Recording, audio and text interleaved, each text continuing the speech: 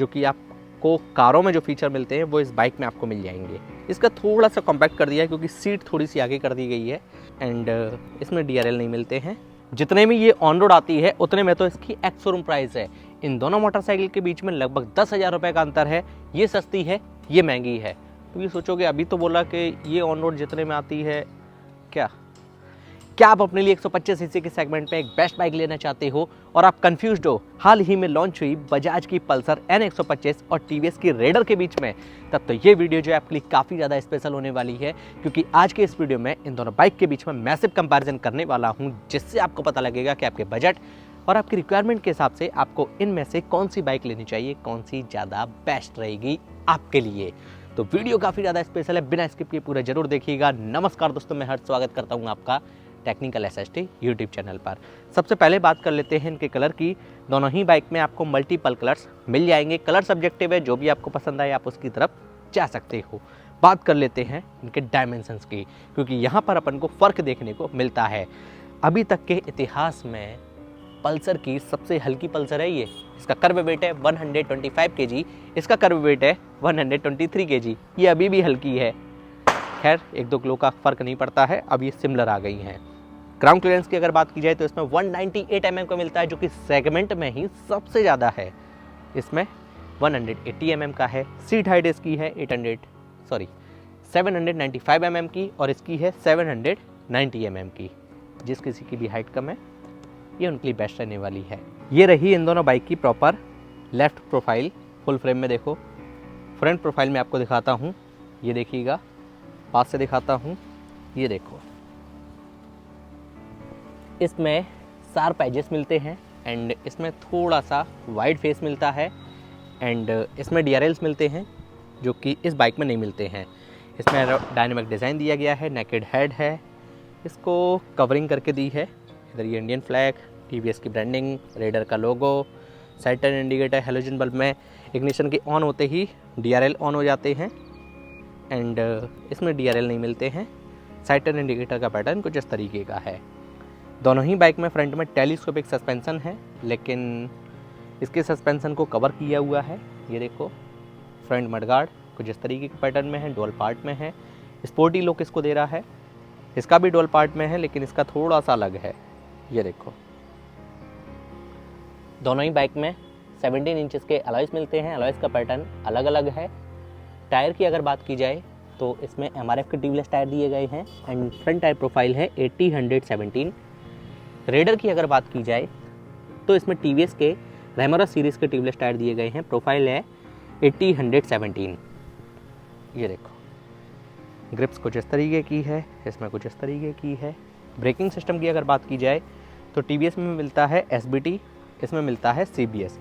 दोनों ही लगभग एक जैसे ही काम करते हैं। दोनों ही बाइक में फ्रंट में 240 mm का डिस्क ब्रेकिंग सिस्टम मिलता है। यदि ड्रम में लोगे इसको, रेडर को, तो 130 mm का ड्रम ब्रेकिंग सिस्टम मिलेगा। ये वाली बाइक ड्रम में नहीं आती है। दोनों बाइक के टैंक का डिज़ाइन कुछ इस तरीके का है। इसका थोड़ा सा सिंपल रखा गया है। स्मार्ट X कनेक्ट की ब्रांडिंग, हॉर्स का लोगो फाइबर में है, डुअल पार्ट में है। यहाँ पर ये देखो, शार्प एजेस दिए गए हैं। पल्सर का 3D में बैज, पल्सर की ब्रांडिंग एंड ये देखो, काउल्स वगैरह इसमें एड ऑन किए गए हैं। इसमें मिलती है 9.5 लीटर की फ्यूल टैंक कैपेसिटी और रेडर में मिलती है 10 लीटर की फ्यूल टैंक कैपेसिटी। यहाँ पर USB-A चार्जिंग पॉइंट एंड इसमें भी USB-A चार्जिंग पॉइंट दिया गया है। इसका थोड़ा सा कॉम्पैक्ट कर दिया है क्योंकि सीट थोड़ी सी आगे कर दी गई है। सिंगल हैंडल बार दिया गया है। ये देखो, सभी फीचर बटन देख लेते हैं। लेफ्ट हैंडल पर indicator switch, low beam, high beam passing, mode button, side turn indicator, horn का बटन। राइट हैंडल पर इंजन किल स्विच, उसके नीचे आइडल स्टार्ट स्टॉप, उसके नीचे एक सेल्फ का बटन। ये देखो, नॉर्मल चाबी दी गई है एंड इसको दिखाता हूँ। इसमें ये एल्युमिनियम में दिए गए हैं, थोड़े से ज़्यादा प्रीमियम लगते हैं। Dedicated passing switch, low beam, high beam. यहाँ पर ये आई बटन, वॉइस असिस्टेंट इसमें मिल जाता है। साइड टर्न इंडिकेटर, हॉर्न का बटन। राइट हैंडल पर इको एंड पावर, दो इसमें मोड दिए गए हैं। उसके नीचे मीनू का बटन, उसके नीचे एक सेल्फ का बटन। बटन की क्वालिटी की अगर बात की जाए तो दोनों के ही अच्छी क्वालिटी के हैं, नो डाउट। चाबी मैं आपको दिखा देता हूँ। इसमें वेब की मिलती है जो कि सेगमेंट में इस बाइक को सबसे हटके और चाबी के मामले में सबसे ज़्यादा प्रीमियम बनाती है। मीटर मैं आपको दिखा देता हूँ पहले पल्सर का। चाबी के ऑन होते ही मीटर की स्टार्टिंग कुछ इस तरीके से होती है। फुल्ली डिजिटल मीटर इसमें दिया गया है। इसमें काफ़ी सारी इन्फॉर्मेशन हमको मिल जाती हैं, लेकिन इससे कई गुना एडवांस लेवल का इसका मीटर है। ये देखो, फुली डिजिटल TFT डिस्प्ले के साथ में कलर्ड इंस्ट्रूमेंट क्लस्टर मिलता है, जिसमें हमको काफ़ी सारी इन्फॉर्मेशन मिल जाती हैं।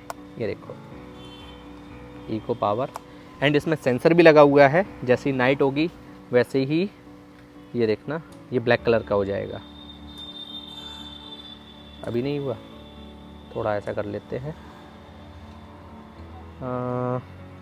ये देखो, हो गया। जैसे इसको किया वैसे ये वाइट हो जाएगा, थोड़ा सा ब्राइट हो जाएगा। केवल इसी बाइक के साथ में नहीं, बल्कि सेगमेंट में सबसे ज़्यादा एडवांस लेवल का मीटर इसी बाइक में मिलता है। RPM मीटर वगैरह सब कुछ A to Z इसमें मिलता है, जो कि आपको कारों में जो फीचर मिलते हैं वो इस बाइक में आपको मिल जाएंगे। ये देखो, हो गया वाइट। अब वहाँ की बात कर लेते हैं जहाँ से इनकी परफॉर्मेंस निकल कर आती है। जी हाँ, इनके इंजन की कॉमन है single cylinder air cooled BS6 FI 4 stroke. इसमें मिलता है 2 वॉल्व इंजन, इसमें मिलता है 3 वॉल्व इंजन। ठीक है, ये क्लियर कर दिया।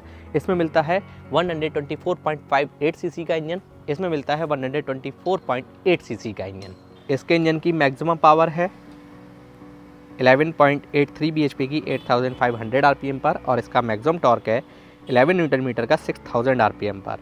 वहीं दूसरी ओर इसके इंजन की मैक्सिमम पावर है 11.2 bhp की 7500 RPM पर, और इसका मैक्सिमम टॉर्क है 11.2 न्यूटन मीटर का 6000 RPM पर। नो डाउट इंजन में पावर इसमें ज़्यादा मिलती है और टॉर्क ऑन पेपर इसमें ज़्यादा मिलता है।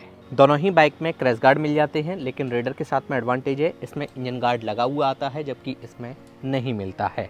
दोनों ही मोटरसाइकिल में 5 गियर मिलते हैं, सिंगल लीवर के साथ में पैटर्न है first down all up. Safety point of view से दोनों में ही side stand cut off feature, centre stand मिलता है, साइड पैनल का पैटर्न इधर ये कुछ ऐसा है, इधर ये रेडर की ब्रांडिंग। दोनों ही बाइक में स्प्लिट सीट है, ये देखो। लेकिन रेडर के साथ में एडवांटेज है ये सिंगल सीट में भी आने लगी है, एंड मुझे पर्सनली इसकी सीट जो है ज़्यादा कंफर्टेबल लगी है सेगमेंट में, राइडर के लिए भी और पिलियन के लिए भी। रेवरेल का पैटर्न कुछ ऐसा है, इसका कुछ इस तरीके का है। साइड पैनल पर इधर ये N125 की ब्रांडिंग, यहाँ पर ये कुछ इस तरीके का पैटर्न। दोनों ही बाइक में naked chain set, sari guard, lady foot pad सब कुछ मिलता है, और दोनों ही बाइक में रियर में multi step adjustable monocross suspension दिया है। ये देखो, रियर टायर की अगर बात की जाए तो MRF का है इसमें, एंड रियर टायर प्रोफाइल है 110 80 17 N125, एंड रेडर में क्या साइज है भाई देख लेते हैं, 100 90 17, यानी कि इसमें रियर टायर ज़्यादा चौड़ा मिलता है, इसमें नहीं मिलता है उतना।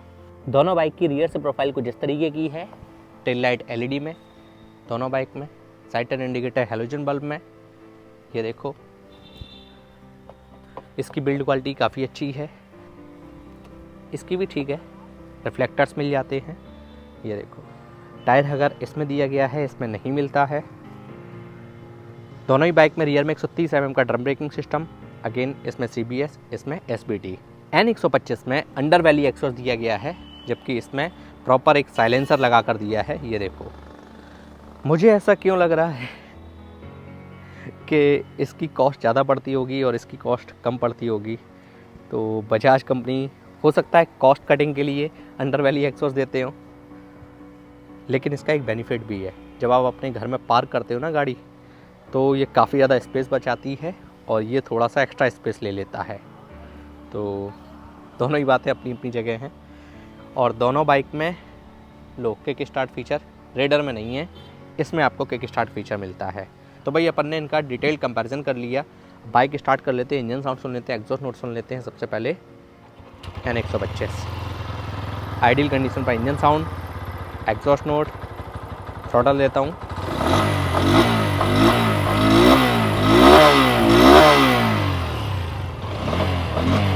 इसमें कोई भी RPM मीटर नहीं मिलता है।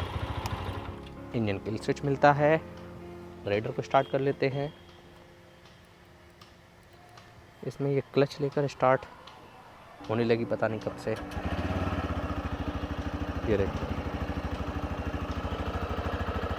आइडियल कंडीशन पर engine sound, exhaust note, throttle देता हूँ।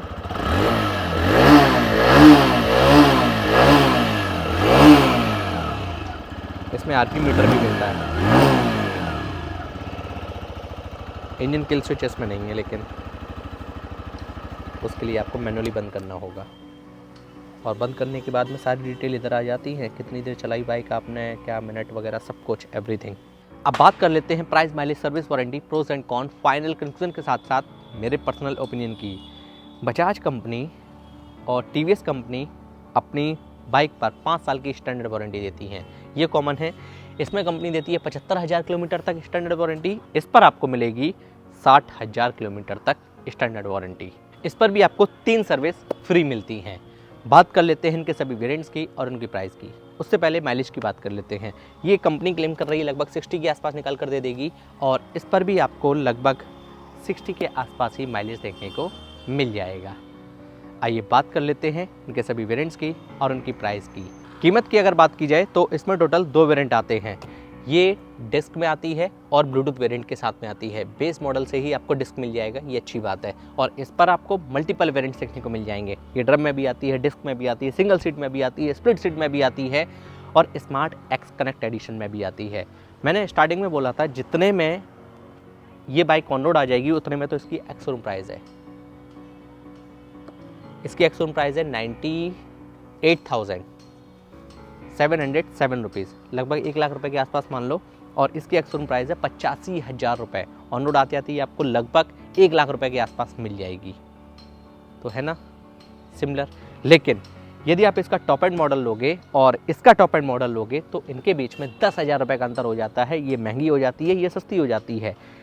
ये ऑन रोड आते आते आपको 1,16,000 रुपये के आसपास मिल जाएगी, और ये ऑन रोड आते आते आपको लगभग 1,26,000-27,000 रुपये के आसपास मिलेगी स्मार्ट एक्स कनेक्ट एडिशन में। आइए बात कर लेते हैं फाइनल वर्डिक्ट की कौन सी बाइक किसको लेनी चाहिए।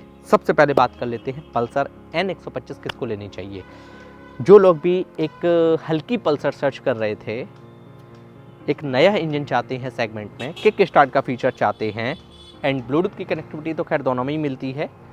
इसमें आइडियल स्टार्ट स्टॉप मिल जाता है जो कि उसमें नहीं मिलता है ना। लेकिन उसमें इको एंड पावर 2 बटन मिल जाते हैं, मोड मिल जाते हैं। तो भाई उनके लिए ये बाइक ज़बरदस्त रहने वाली है। ग्राउंड क्लियरेंस भी इसमें ज़्यादा मिलता है ना। और इसमें ड्रम वेरिएंट नहीं आता है। अब बात कर लेते हैं रेडर किसको लेनी चाहिए। सबसे पहले तो बजट देखिए, इंजन सेम मिलेगा बेस मॉडल से लेकर टॉप मॉडल तक, ठीक है। इसमें आपको ड्रम वेरिएंट मिल जाता है जिसकी प्राइस 85,000 रुपये एक्स शोरूम में। यहाँ पर आप देखिएगा, इसमें मिलता है fully digital coloured instrument cluster जो कि सेगमेंट में ही सबसे ज़्यादा फीचर लोडेड है। इससे ज़्यादा टेक्नोलॉजी आपको किसी और दूसरी बाइक में देखने को नहीं मिलेगी मीटर के मामले में। इंजन इसमें 3 वॉल्व इंजन मिल जाता है, ठीक है। तो ये थे इसके एडवांटेज। ये थोड़ी सी हल्की भी है और हाइट भी इसकी कम है। ये बाइक उन लोगों के लिए बेहतर है, ठीक है। एंड इस बाइक में किक स्टार्ट का फीचर नहीं मिलता है, यहाँ पर आपको कंप्रोमाइज़ करना पड़ेगा। अब मैं उम्मीद करता हूँ इन दोनों बाइक से संबंधित आपके सभी सवालों के जवाब आपको इस वीडियो में आसान शब्दों में मिल गए होंगे, और आपने इनमें से एक बेस्ट बाइक भी सिलेक्ट कर ली होगी। कौन सी बाइक सिलेक्ट की है प्लीज़ कमेंट करके ज़रूर बताइएगा। यदि आप इनका इंडिविजुअल वीडियो देखना चाहते हैं तो सभी वीडियोस ऑलरेडी चैनल पर अवेलेबल हैं। इनका मैंने डेडिकेटेड वॉकअराउंड किया है, लिंक आई बटन में, इस वीडियो के डिस्क्रिप्शन बॉक्स में मिल जाएगा। तो दोस्तों बस फिलहाल के लिए इस वीडियो में इतना ही। मुझे उम्मीद है वीडियो आपको पसंद आई होगी। फटाफट से लाइक कर दीजिए यार, मैक्सिमम से मैक्सिमम शेयर कर दो। अगर आपका कोई भी सवाल है, कोई भी सुझाव है, कमेंट करना ना भूलिएगा। और अगर अभी तक आपने चैनल को सब्सक्राइब नहीं किया है तो भाई टेक्निकल एसएसटी यूट्यूब चैनल को सब्सक्राइब कर लीजिए, और technical SST Instagram and FB पर फॉलो कर लीजिए, क्योंकि मैं आपके लिए ऐसे इंटरेस्टिंग वीडियोस और इंपॉर्टेंट वीडियोस, जी हाँ भाई इंपॉर्टेंट वीडियोस समय समय पर लाता रहता हूँ। जय हिंद, वंदे मातरम।